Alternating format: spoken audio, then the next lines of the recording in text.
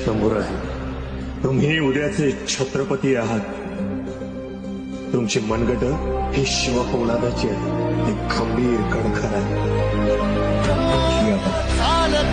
तुझी वाट रात्रंदिनी घेतला